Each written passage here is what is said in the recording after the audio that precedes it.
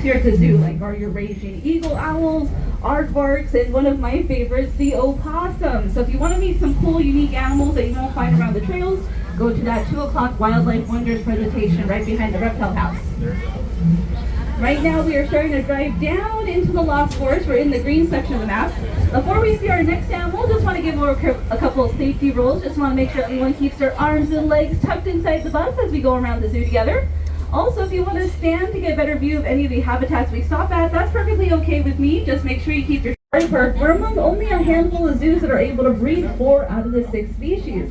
And by doing so, we've helped to raise over 450 flamingo chicks in our 107-year history here at the zoo. Also, fun fact about flamingos, that a lot of 1,000 muscles.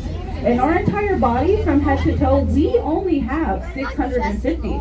So that trunk of hers is very strong. She can use it to pick up heavy objects in her habitat, snap branches in half, and it's also delicate enough for her to pick up those little pieces of hay off the ground. And her trunk can lift about 600 pounds of weight just with that trunk alone. And it does take a baby elephant about 9 months for them to develop the motor skills to control their trunk. So just like how we have to develop our motor skills to use our hands, elephants have to do the very same thing to use those trunks. And it does take them a while, since they have to learn to control over 40,000 muscles. And you'll notice inside their habitat a lot of the puzzle feeders. You might be wondering what those bags are hanging from the top of that metal tree. Well, those are, let's see, are grizzly bears, and it looks like you do see them in the front right here. So look towards the back on that log right there. I can see one bear away. So these are our 2 brother bears, Scout in Montana. And they have a really interesting story. These bears weren't born here at the zoo. They were actually born outside of Yellowstone National Park. The reason they ended up here at the San Diego Zoo is because their mom taught them to go into human communities to look for their food. They used to like to break open trash cans and dumpster dive for their meals. So we thought the best thing to do for everyone, including the bears here, was to bring them to the zoo and teach them some better eating habits. And speaking of eating habits, summertime is a really important time of the year for grizzly bears out in the wild. This is when they're going to eat a little bit more than they usually do to get ready for hiking. You see them trying to get into that upside down bowl? Oh, look at Mom. She's trying to help him. She's like, you sure you want to do that? Like I said, the Andean bears are arboreal bears, just like the sloth bears we did get to see. But look at their habitat. You're going to notice it's very similar to the sloth bears. They have a lot of climbing structures. That's where they're going to spend most of their lives, is at the top of the trees. That's where they raise their young, forage for food, and sleep. So trees are really important to these bears. One of the easiest ways you can help out our arboreal friends, like our Andean bears, sloth bears, and our Francois lingers, is to remember to recycle paper. I myself really like to draw, so I try to be mindful and always save paper whenever I can. Always draw on both sides of the paper. And even as you guys exit the zoo today, as we're turning the corner up here, usually you can see them at the very, very top of those branches. You're going to want to look for the monkeys with the white fringe hanging down from their arms. Those are going to be the colobus monkeys. We're going to start making the turn going into the After Rocks area. But you'll notice as we're turning that over here to the left-hand side that we have the Call of the Night stage. That's going to be our 8:15 show down here in the canyon, our acrobat show. And also at the front at 8:30 we do have our Jumbo show, our big finale. And I do recommend coming at least 10 minutes before the show starts.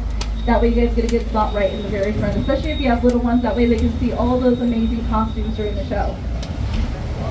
Right now we're going to start going up the Africa Rocks Road. The first animal that we're going to see are the penguins that we didn't get to see on Center Street. So over here to the left, we should be able to see all of our penguins out on the beach together.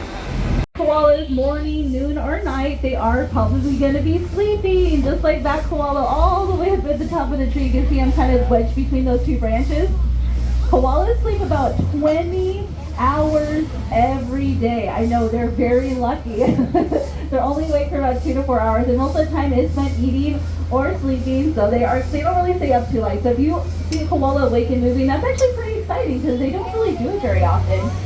And you might have guessed that the reason that they sleep so much is that diet of eucalyptus. Eucalyptus has a lot of fiber in it, so it takes the koalas a lot of time to digest their food. It's also toxic to other animals, but luckily koalas has a special enzyme inside their stomach, helps to break down that toxic oil and makes the eucalyptus safe for them to eat. They're also picky eaters, and one of the reasons that they are picky eaters is because the eucalyptus also functions as their source of water. kind of like the southern gearneck that we saw all the way back by the polar bear area. And as we're going up the hill, over here on the right, we get another chance to see our female koalas, and we do have a way better view from this angle of the street. So right at those very first tree, you should see some of our female koalas. And you'll look at their exhibit and you'll notice that it is a little different than the males that we saw a second ago. Female koalas have no problem sharing their habitat with each other. They're not territorial, so they're able to share it with themselves and another marsupial, the wallaby. And when you think of the word marsupial, I know everyone's first animal that they think of right away is the koala and kangaroos. But if you're looking for kangaroos here at the zoo, I'm sorry to tell you guys that we don't have any.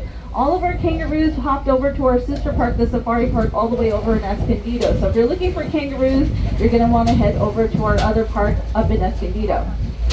But we do have another marsupial here at the zoo that you won't find at other zoos around.